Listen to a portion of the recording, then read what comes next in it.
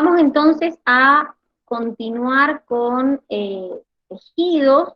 Puntualmente vamos a empezar con el primero de los tejidos, que es el tejido epitelial.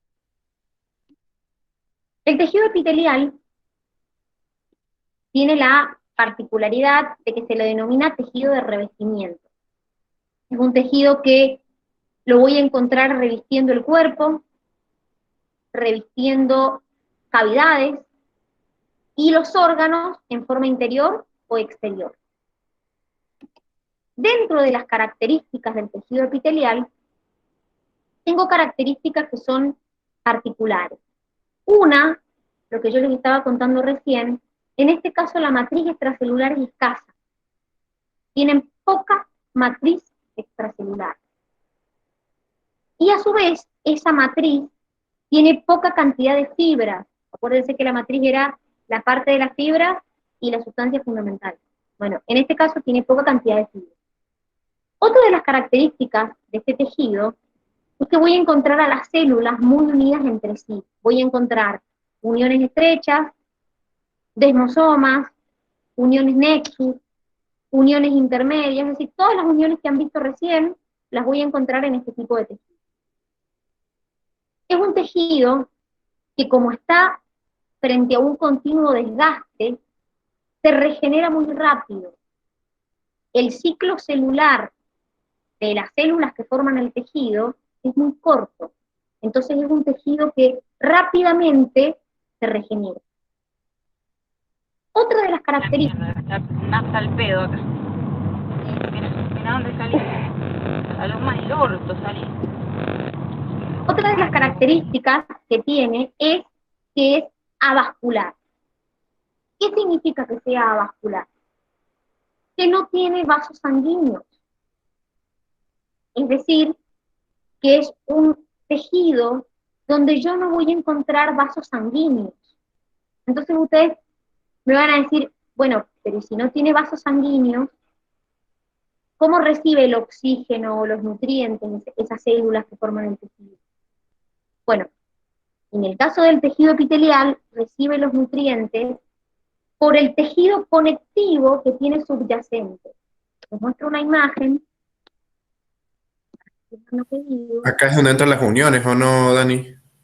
Claro, en realidad hay uniones en en todas las partes, diríamos. Por ejemplo, vos acá, entre célula y célula del tejido epitelial, tenés uniones celulares. Pero debajo del tejido epitelial, tenés el tejido conectivo. Entonces, este tejido epitelial no tiene vasos sanguíneos, es avascular. Pero ¿cómo hace para recibir el oxígeno y los nutrientes? Porque el tejido conectivo que está debajo tiene vasos sanguíneos, entonces ese oxígeno, por ejemplo, difunde hacia el tejido epitelial. Entonces, este epitelio, que es puntualmente lo que estamos hablando ahora, que es el tejido epitelial, debajo tiene una estructura que se llama lámina basal, y ahora vamos a ver para qué sirve. Porque debajo de esa lámina basal voy a encontrar el tejido conectivo, que es otro tipo de tejido, ¿sí? Que lo vamos a ver después de ver el epitelial. Esto que tienen acá se llama membrana basal, y está formado por una lámina basal y una lámina reticular. Esta lámina basal que ustedes tienen acá mide entre 50 y 80 nanómetros, y la función que tiene es anclar el tejido epitelial al tejido conectivo, fijar el tejido epitelial al tejido conectivo. Entonces, ¿cómo está formada esta lámina basal? No tiene células. Está formada por colágeno, proteoglucanos, glucoproteínas del tipo laminina y fibronectina. Entonces, cuando nosotros analizamos un tejido epitelial, debajo de ese tejido epitelial tengo la membrana basal y debajo el tejido conectivo.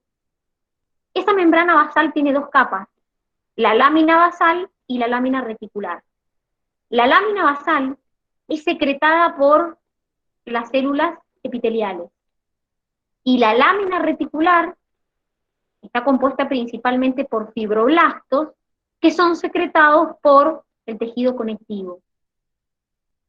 Esta lámina basal principalmente contiene laminina y colágeno.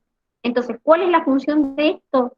Anclar el epitelio al tejido conectivo. Esa es la función que tiene.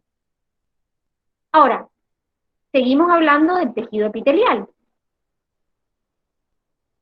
¿Qué característica otra tiene? Dijimos que es avascular, que tiene una matriz extracelular escasa, dijimos que es un tejido que se regenera rápido. Bueno, otra de las características que tiene el tejido epitelial es lo que se llama la polarización.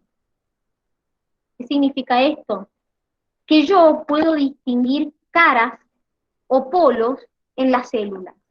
Una cara apical o luminal que me da a la superficie exterior del cuerpo o a una cavidad, una cara lateral y una cara basal. Si yo me baso en esta imagen que tienen acá, es cara basal, cara lateral, y esta es la parte apical, que puede dar a la superficie del cuerpo o puede dar a una cavidad. ¿Y por qué insistimos tanto en esto de la polarización? Porque pueden existir estructuras específicas. Por ejemplo, en las caras laterales van a encontrar las uniones que ustedes vieron. Estrecha, nexus, bueno, todas las uniones que ustedes han visto. En esta cara, que es la cara o superficie lateral. En la cara apical o luminal, que es la que da a la superficie del cuerpo o a una cavidad, puedo encontrar lo que se llaman especializaciones, como por ejemplo, microvellosidades, que son prolongaciones citoplasmáticas, que lo que hacen es aumentarme la superficie de absorción. ¿Alguien sabe dónde tengo microvellosidades? ¿En un lugar? El intestino grueso. En la nariz. En el intestino, muy bien, en el intestino, tengo puntualmente en el intestino delgado, tengo estas prolongaciones que lo que hacen es incrementarme la superficie de absorción. Entonces, estas microvellosidades las voy a encontrar en esta cara de la célula. También puedo encontrar esterocilias, que son microvellosidades más largas, pero inmóviles. Y también cumplen una función absortiva y de transporte de líquidos. ¿Dónde las voy a encontrar? Por ejemplo, en el epidídimo. Para el que no sabe, el epidídimo es una estructura que está por encima del testículo, en el hombre, y es donde maduran los espermatozoides. Cuando los espermatozoides salen del testículo, porque se producen ahí, pasan a una estructura por encima que se llama epidídimo. También puedo encontrar en esta cara cilios y flagelos, que obviamente están relacionados con el transporte o la motilidad de una sustancia. Ya vamos a ver algunos tejidos que son ciliados, es decir, que en la cara luminal o apical tienen cilios, que son como pelitos cortitos. Y en la cara basal, que es la que apoya justamente en la lámina basal, puedo encontrar, por ejemplo, hemidesmosoma. Es decir, que el hemidesmosoma me une el tejido epitelial a la lámina basal. También puedo encontrar invaginaciones. Pero lo que a mí me interesa que entiendan acá es que en el tejido epitelial encuentro esto de la polarización, es decir, una cara basal, una cara lateral, una cara apical o superficial. Acá, en esta imagen, les muestra un nervio, no un vaso sanguíneo, esto es un vaso sanguíneo. ¿Qué quiere decir esto? Que el tejido conectivo, que es el que tengo acá abajo del epitelial, está inervado, tiene nervios. El tejido epitelial, las capas profundas, son las que tienen sobre todo terminales nerviosas. Por eso, ¿vieron que hay chicos que se ponen una aguja y se lo enganchan como en la capa superficial de la piel y hacen como así con el dedo y no les duele? Eso es porque en la parte más superficial no llega la terminación nerviosa. He agarrado probablemente la epidermis, la parte más superficial, entonces no llegan las terminaciones nerviosas. Ahora, si yo me pincho más abajo, me va a doler, porque yo ya encuentro terminaciones nerviosas. Entonces, esto es como un corte de lo que ustedes verían debajo de un tejido epitelial. Debajo del tejido epitelial verían una membrana basal y debajo un tejido conectivo. Es otro tipo de tejido que vamos a ver después del epitelial. ¿Alguna duda hasta acá? ¿No? ¿Entiende? Sí, Dani. Bien, les voy a pedir que vayan al cuadernillo,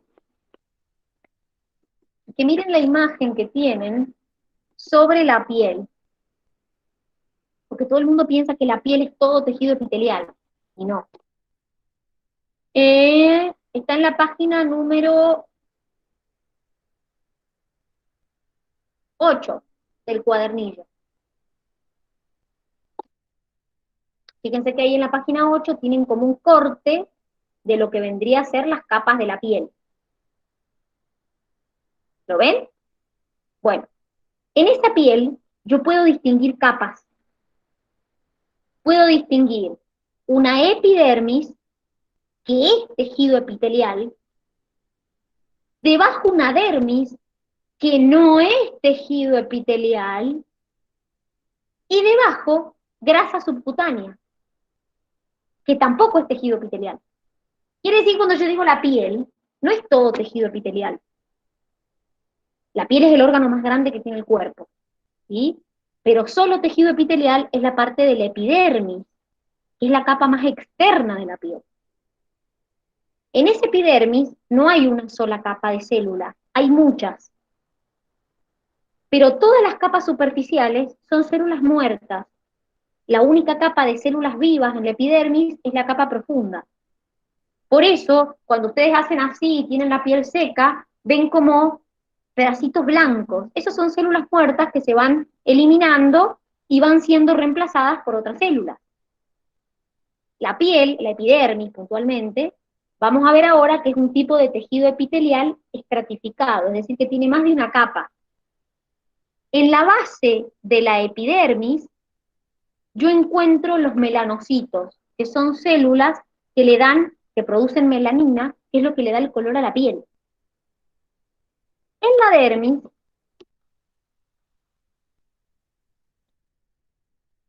esperen que no le digan. Ay, bueno, basta. Yo no le genero traumas, no sé qué trauma te puede haber generado ahora. En la dermis es tejido conectivo, principalmente. Ahí encuentro vasos sanguíneos, ahí encuentro receptores sensoriales, ahí encuentro también glándulas sudoríparas que producen sudor, glándulas sebáceas, y fíjense que aparece un músculo erector. Ese es el músculo erector del pelo, es el que hace que se nos paren los pelitos. Eso está en la dermis. Y debajo tengo una capa de grasa subcutánea que es de aislante, sirve como aislante, tampoco es tejido epitelial. La grasa es tejido adiposo, puntualmente pertenece al tejido conectivo, no al epitelial. Quiere decir que cuando yo digo que la piel es tejido epitelial, no toda la piel es tejido epitelial, solamente la capa externa, que es la epidermis, es tejido epitelial. Ya vamos a ver puntualmente estratificado. ¿Se entiende? La dermis es un tejido conectivo, sí. Principalmente es tejido conectivo la dermis. Ya vamos a ver qué tipo de tejido conectivo. ¿Se entendió? Vamos entonces a entrar en la clasificación de los tejidos. Primero vamos a ver las funciones. Las funciones de un tejido son diversas, es decir, por ejemplo, si yo hablo de la piel o del epidermis, y bueno, me protege contra el daño mecánico, me protege contra los microorganismos, me protege contra la deshidratación. Pero, por ejemplo, las glándulas son tejido epitelial, puntualmente epitelial glandular. Entonces, también secretan sustancias. Dijimos que, por ejemplo, donde hay microvellosidades o esterocilios, hay absorción de sustancias. Dijimos que pueden tener terminales nerviosas, o sea que también hay recepción sensorial. Hay tejido epitelial que forma parte del riñón, o sea que también hay una función de excreción. Hay tejido epitelial que se encuentra en el epitelio respiratorio o en las trompas de falopio en la mujer, o sea que también ahí hay una función de transporte de sustancias. En el caso de la trompa de falopio, el transporte del ovocito. Entonces, los tejidos por ahí pueden cumplir distintas funciones dependiendo de dónde estén localizados. ¿Y por qué dependiendo de dónde estén localizados? Porque van a ver que los tejidos epiteliales se pueden clasificar de muchas maneras. La primera clasificación que yo hago es según la función del tejido epitelial, que puede ser de revestimiento o glandular. La segunda clasificación que tengo es según las formas de las células. Los tejidos epiteliales pueden estar formados por células planas, por células cúbicas o por células cilíndricas. Y a su vez, los tejidos epiteliales pueden tener una capa y se les va a llamar simple, o dos o más y se les va a llamar estratificado. Entonces, esto es como la clasificación general de los tejidos epiteliales. Ahora vamos a empezar a profundizar en los tejidos epiteliales. Vamos a empezar viendo los de revestimiento según la forma de la célula y según las capas que tienen. Entonces, si yo digo simple, es que es una sola capa de célula. Si yo digo estratificado, es que ese tejido tiene dos o más capas de célula. Y a su vez, les voy a decir plano, y vamos a ver la forma que tiene la célula, les voy a decir cúbico, y vamos a ver qué forma tiene la célula, y les voy a decir cilíndrico, y vamos a ver qué forma tiene. Cuando terminemos con todo eso, vamos a ver el epitelio glandular. Es el que forma las glándulas, pero lo vamos a ver después. Este cuadrito que tienen acá, es el cuadrito que sale en el cuadernillo de la facultad. La verdad es que es un cuadrito que sirve, pero hay que completarlo, porque hay cosas que no están. Entonces, y que son importantes. Entonces, si van a usar este cuadrito para estudiar, van a tener que completarlo, porque hay cosas que acá no salen. Miren, este tipo de forma de célula así, como plana, es lo que se denomina escamoso o plano. Esta forma, así como cuboide, es lo que se llama cúbico, y estas células así alargadas o columnares, es a lo que se le llama cilíndrico. Pero fíjense que acá tengo en todos una sola capa de células. Entonces son tejidos simples. Simple escamoso, simple cúbico, simple cilíndrico. ¿Dónde los voy a encontrar? El plano simple lo voy a encontrar en los vasos sanguíneos y linfáticos. En este lugar reciben el nombre de endotelio. Lo voy a encontrar revistiendo cavidades, y ahí reciben el nombre de mesotelio. Lo voy a encontrar en los alvéolos y en los conductos alveolares dentro del pulmón. Tanto en el alvéolo como en los conductos alveolares, como en el endotelio de los vasos sanguíneos, cumple función principalmente de intercambio de sustancias. Por ejemplo, intercambio gaseoso, porque en el alvéolo se produce el intercambio gaseoso entre oxígeno y dióxido de carbono. Entonces, vamos a profundizar enseguida un poquito más en este tejido, pero como para que tengan una idea. El cúbico lo voy a encontrar en la superficie del ovario y en los túbulos renales. Les cuento una cosa. En el riñón existe una célula, una sola no, muchas, que se llama nefrona, que puntualmente es la célula del riñón. Es donde la encargada de producir la orina. Esa nefrona tiene distintas partes. tiene lo que se llaman los túbulos renales, que se llaman distal y proximal, pero vamos a ver enseguida que también tiene una parte que se llama cápsula de Bowman y otra parte que se llama asa, que están formadas por otro tipo de tejido. El cilíndrico simple lo encuentro en el tubo digestivo, desde el estómago hasta el ano, en el intestino delgado y en el colon. Estos tres que les he mostrado son simples, están formados por una sola capa de células. El pseudoestratificado es un tejido que la particularidad que tiene es que a simple vista aparenta ser estratificado, es decir, de más de una capa, pero no es estratificado, tiene una sola capa de células. Lo que pasa es que esas células que lo forman, los núcleos de las células, están a distinta altura. Entonces aparenta ser estratificado, pero no lo es. Por eso se le llama pseudoestratificado. Y lo encuentro formando parte de la tráquea y de los bronquios, que es parte de nuestro sistema respiratorio.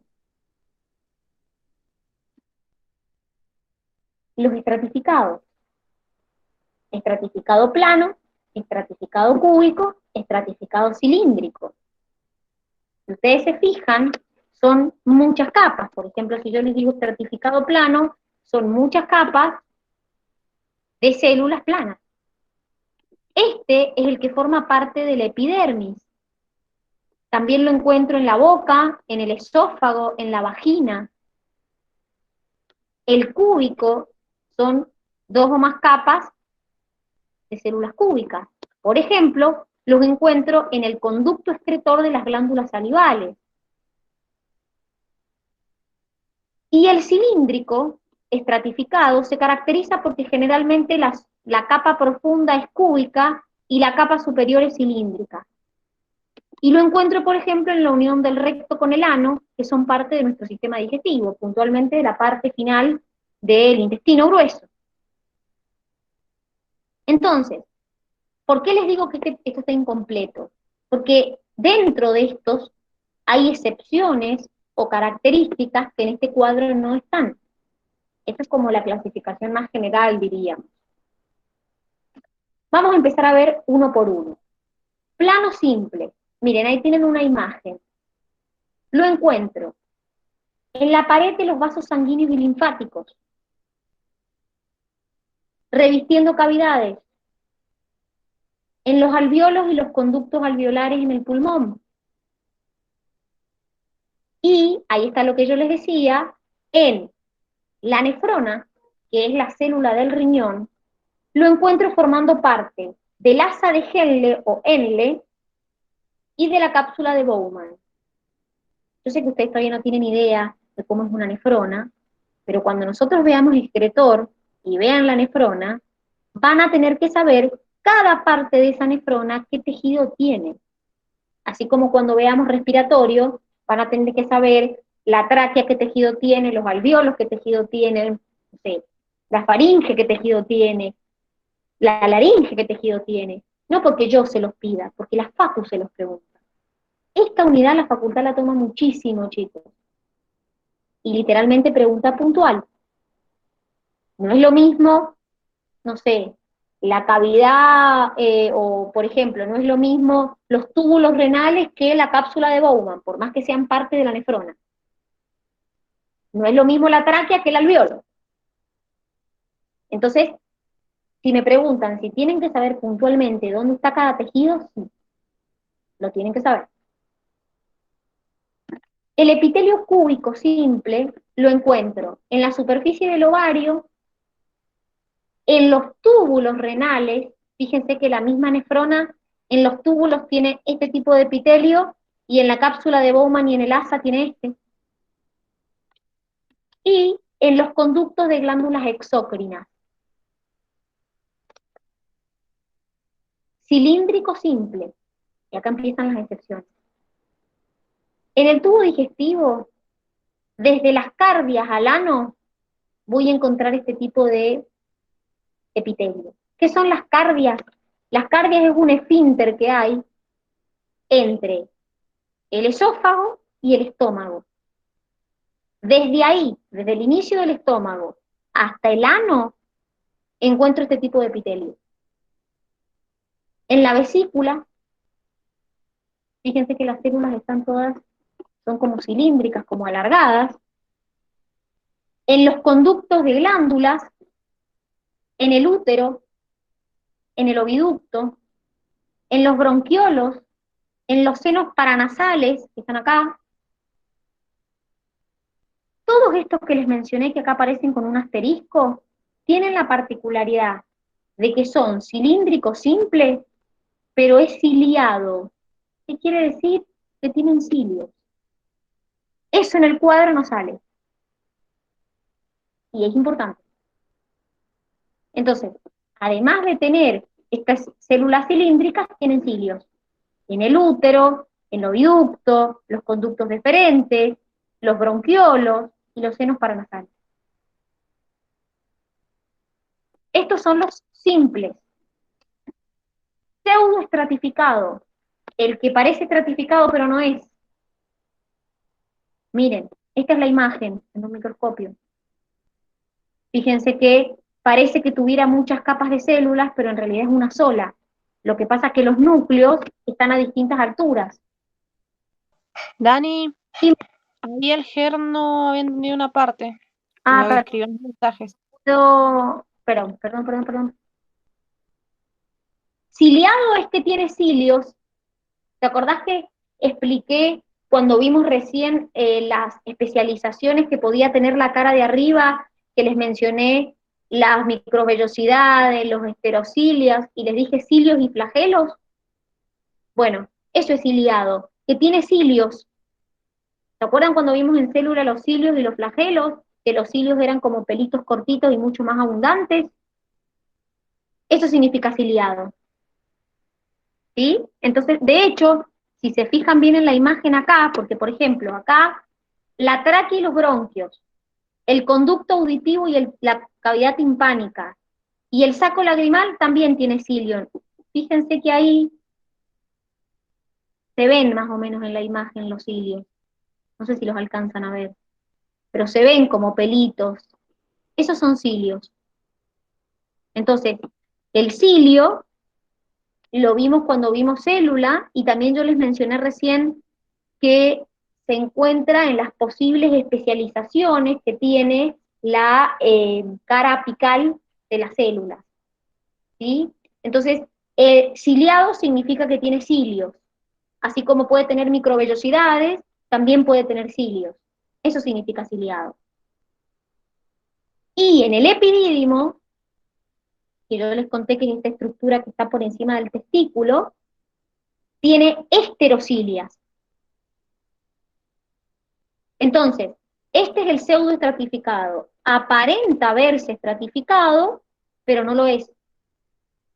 Es decir, como los núcleos de las células están a distinta altura, parece que fueran células, distintas capas, pero en realidad es una sola capa de células.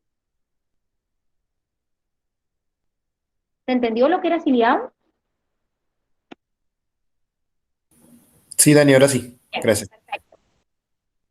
Seguimos. Vamos con los estratificados, los que tienen más de dos capas, dos o más. Miren, plano estratificado, varias capas de células planas. La epidermis, que es la capa más externa de la piel, tiene este tipo de tejido, pero con una salvedad.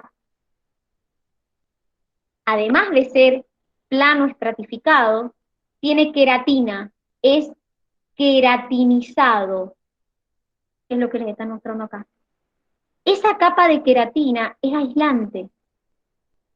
Entonces, la epidermis, que es la capa más externa de la piel, es plano estratificado, queratinizado.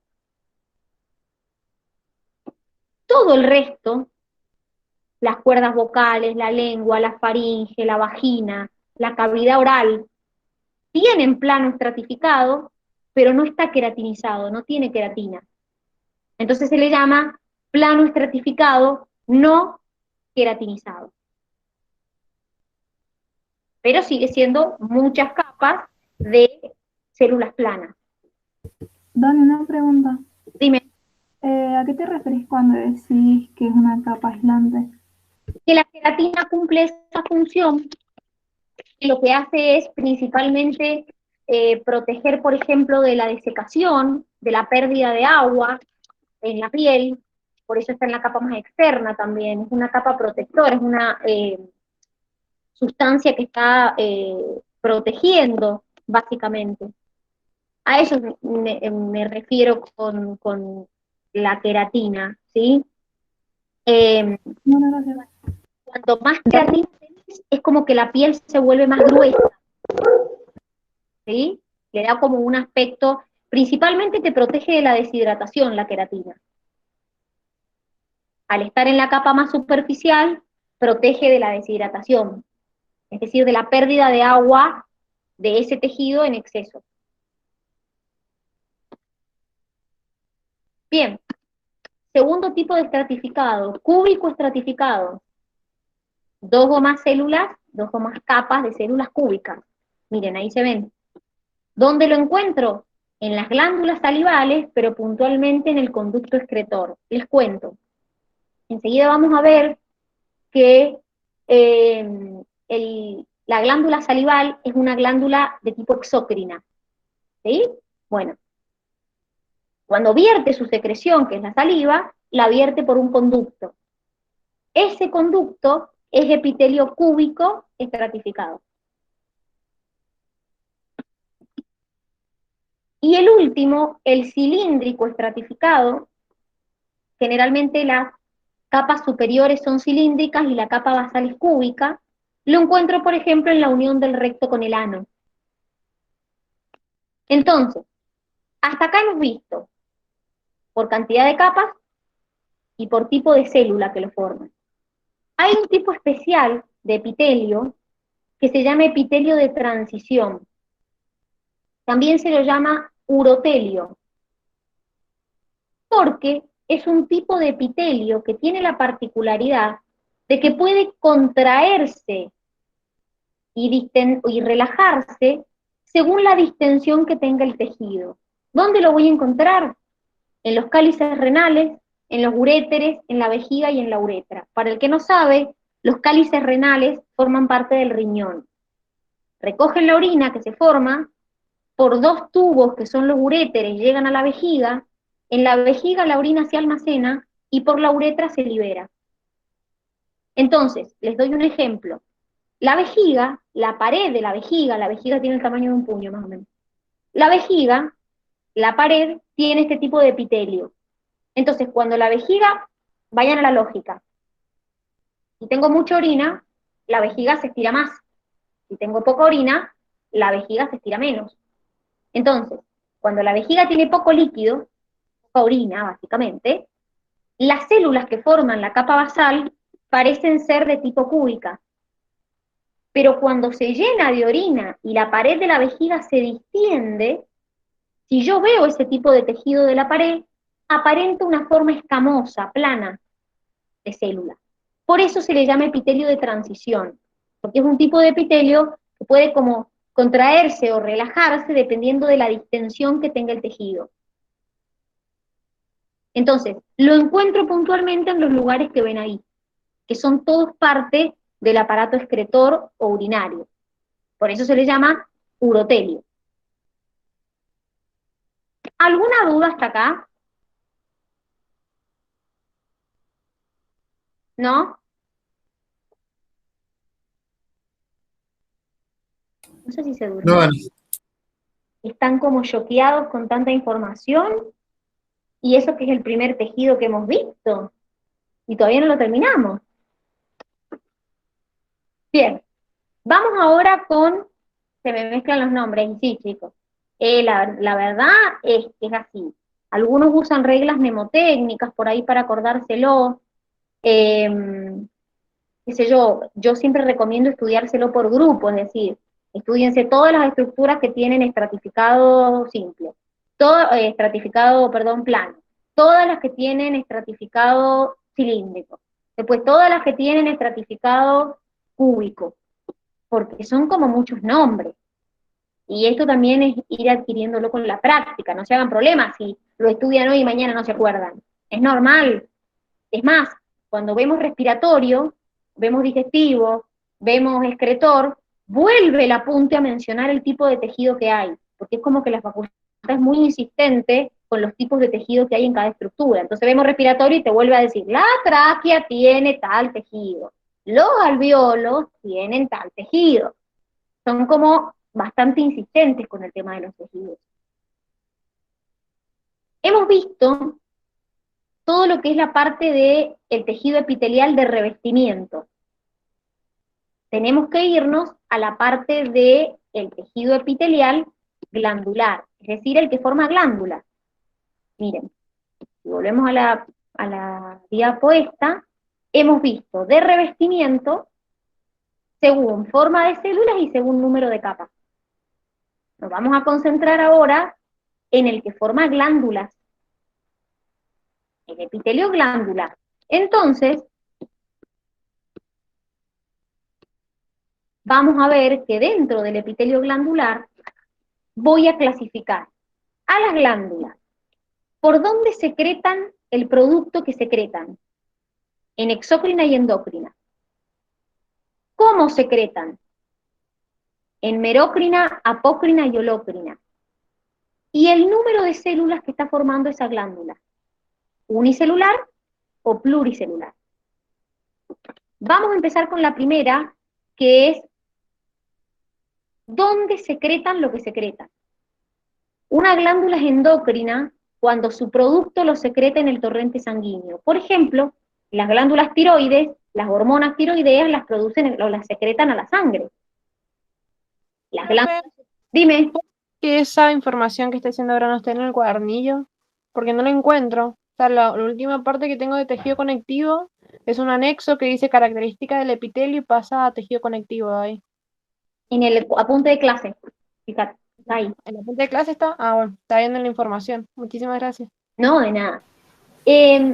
Las endócrinas son las glándulas que cuando producen su secreción la vuelcan en el torrente sanguíneo. Las tiroides, la glándula suprarrenal, la glándula hipófisis. No se hagan problema por el nombre de las glándulas, porque igual tenemos una unidad que se llama endocrino, donde vemos todas esas glándulas. Pero hay otras glándulas que cuando producen su secreción, la vierten en la superficie del cuerpo o en una cavidad del organismo. Entonces, en ese caso, se llaman exócrinas.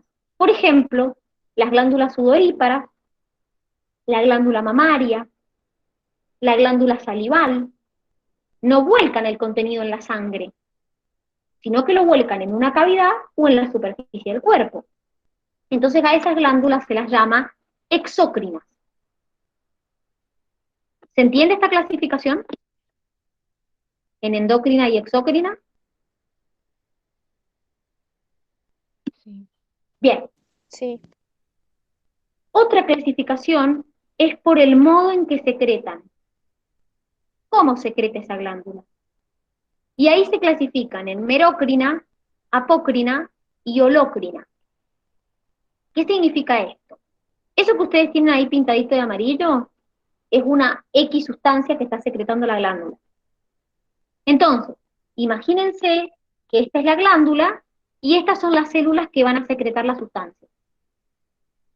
En una glándula merócrina, cuando las células secretan la sustancia, directamente la sustancia atraviesa la membrana y la célula se conserva intacta. Por ejemplo, en una glándula salival, en el páncreas. ¿Por qué aclaro que se conserva intacta la célula? Es decir, la sustancia que libera atraviesa la membrana y se libera. La apócrina es un tipo de glándula que cuando la célula secreta la sustancia, parte del citoplasma de la célula también se libera. Fíjense que acá veo los puntitos amarillos y parte del citoplasma de las células también se está liberando. O sea que en las glándulas apócrinas, con la secreción, va parte del citoplasma de las células que están formando la glándula. Esto pasa, por ejemplo, en la glándula mamaria. Y en las glándulas holócrinas, directamente, cuando la célula libera la sustancia, se destruye. Chau, se muere. Entonces, cuando yo secreto la sustancia, que son estos puntitos amarillos, los restos de células que se murieron también se liberan. Por eso acá tienen como pintada en rojo, como mostrándole que es una célula que se destruyó. Entonces la célula libera el contenido, pero también se destruye. Entonces el contenido de la célula también se va junto con la secreción. Es lo que pasa en las glándulas sebáceas. Las glándulas sebáceas las encuentro, por ejemplo, en la piel, las encuentro, por ejemplo, en el cuero cabelludo, produciendo lo que nosotros conocemos como sebo, que es como una sustancia grasa. ¿Se entiende esto? Los diferentes modos de secreción.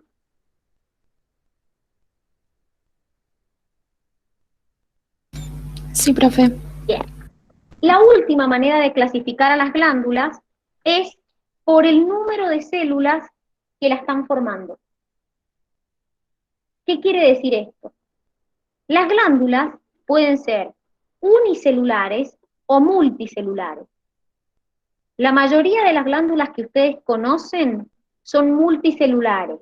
Eso quiere decir que la glándula está formada por muchas células secretoras en una misma estructura y todas secretan. Por ejemplo, las glándulas tiroideas, las glándulas mamarias, las glándulas salivales.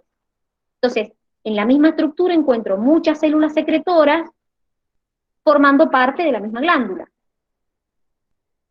¿Cuál es la diferencia con una glándula unicelular?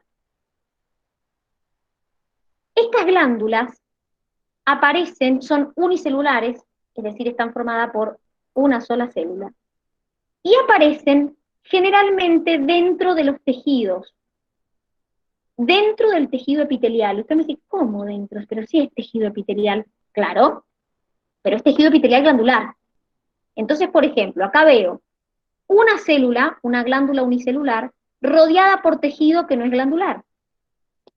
Otra célula rodeada por tejido. Otra rodeada por tejido que no es glandular. Acá lo mismo. Una célula, una glándula unicelular, rodeada de tejido que no es glandular. Otra. Entonces, las encuentro como dispersas dentro del tejido y rodeadas por tejidos que no son glandulares, que no es epitelio glandular. Por ejemplo, las células caliciformes. Las células caliciformes se las considera glándulas unicelulares y producen moco. Y yo lo encuentro, por ejemplo, formando parte del sistema digestivo y del sistema respiratorio. Ese moco es necesario porque es protector, es lubricante. Entonces, el tubo digestivo y el tubo respiratorio se encuentra como cubierto la pared por un moco, por una mucosidad, que es producido por estas células caliciformes. Entonces, hace como una especie de aislante, también es lubricante, eso facilita que, por ejemplo, cuando vamos tragando, también ese moco me proteja la pared para que no se dañe, y también lo encuentro en el sistema respiratorio. ¿Se entiende la diferencia entre estas dos? Entre la uni y la multi. Sinceramente, Dani, no entendí mucho. ¿Qué parte no entendiste, Jero? Me perdí en lo de las glándulas. En esta parte de la clasificación en uni y pluri, o uni multi, Claro. bueno, esta es básicamente la mayoría de las glándulas. Es decir, en una glándula vos tenés muchas células secretoras secretando lo mismo. Por ejemplo, en la glándula tiroides vos tenés muchas células tiroideas que van a secretar hormona tiroidea, T3, T4, puntualmente, no importa, estoy dando un ejemplo, ¿sí? Entonces dentro de la glándula tiroides vos vas a encontrar muchas células secretoras que están secretando la hormona T3 y hormona T4. En las glándulas unicelulares no hay un conjunto de células secretoras secretando lo mismo, sino que tengo una célula secretora separada por tejido que no es glandular, otra célula secretora por otro tejido que no es glandular, entonces están como dispersas, como aislada la célula secretora. Entonces, por ejemplo, las células caliciformes que producen moco son este tipo. Voy a encontrar una célula caliciforme acá, rodeada de tejido que no es glandular, otra caliciforme acá, rodeada de tejido que no es glandular, pero es una sola célula. Acá tengo un conjunto de células secretando la misma sustancia, no sé, una hormona, saliva, leche, en el caso de la glándula mamaria. Entonces, acá tengo un conjunto de células y acá tengo células individuales, separadas por tejido que no es glandular, que es epitelial, pero no del tipo glandular. ¿Se entendió mejor ahí? Sí, ahora sí. Y una Sí. pregunta, Lo que las glándulas, las que están unicelulares, por ejemplo, ¿puede pasar que una glándula que está cerca de otra estén segregando cosas distintas? No, porque generalmente, a ver, vos me decís, por ejemplo, que esta glándula, perdón, estoy señalando en el MIT y no en el, que esta glándula secrete una cosa y esta secrete otra. ¿A eso Claro, te referís? Sí, en sí. realidad puede pasar, pero no son tan comunes las glándulas unicelulares. Son más comunes las glándulas multicelulares. Sí puede pasar que, por ejemplo, las glándulas que vierten el contenido a la sangre, varias glándulas lo viertan a la vez. Entonces te secrete la glándula tiroide a la sangre, la suprarrenal a la sangre, la hipófisis a la sangre, eso sí puede pasar. Que varias glándulas te hagan el producto de secreción o te secreten su producto a la vez a la sangre. Eso sí puede pasar. Porque, por ejemplo, no sé, la glándula salival secreta en la boca y no secreta en la sangre. Entonces, bueno, es una glándula exócrina que va a producir en la boca saliva. Pero las glándulas endócrinas que secretan en la sangre, puede que varias glándulas a la vez liberen sus hormonas a la sangre. Eso sí puede pasar. De hecho, ya lo vamos a ver en endocrino hasta cómo lo regulamos, cómo una hormona te regula otra, y esta te regula la primera por ahí. El sistema endocrino, la verdad que yo lo amo, el sistema endocrino, porque es perfecto el sistema endocrino. Si todo funciona bien, es perfecto. El tema es, lo heavy es cuando se te producen estos desequilibrios hormonales, porque están tan reguladas todas, que cuando una se desequilibra todo. Pero sí, como te digo, puede pasar que las que son endócrinas, varias te secreten el producto al mismo tiempo. Sí puede pasar. ¿Has quedado alguna duda de lo que hemos visto de tejido epitelial? ¿No? Impresionantemente, Dani, no. ¿Viste? Vos no confiabas en mi explicación. Bueno, muchachos, hasta acá llega el tejido epitelial. Es el primer tejido que vamos a ver. Tanto el conectivo por ahí es un poco largo, pero no es tan complicado en clasificación. Muscular y nervioso son muy cortitos. Entonces el único largo que nos quedaríamos es conectivo, que lo vamos a ver mañana. Así que les pido porfa si pueden ir avanzando en la lectura de la unidad, para que no les sea tan complicado después. Mañana vamos a ver conectivo, y si alcanzamos, por ahí vemos muscular, o vemos muscular y parte de nervioso, pero yo creo que conectivo vamos a alcanzar a ver. Y el jueves veríamos los últimos dos, que son muscular y nervioso. El práctico lo vamos a hacer a la vuelta de las vacaciones, el práctico de tejido. ¿Estamos? Sí, Dani. Que tengan una hermosa noche, que descansen. Hasta mañana. Chau, chau. Nos Dani, vemos. una Chau. preguntita. Chao, Dani. ¿Vamos a tener un modelo de global?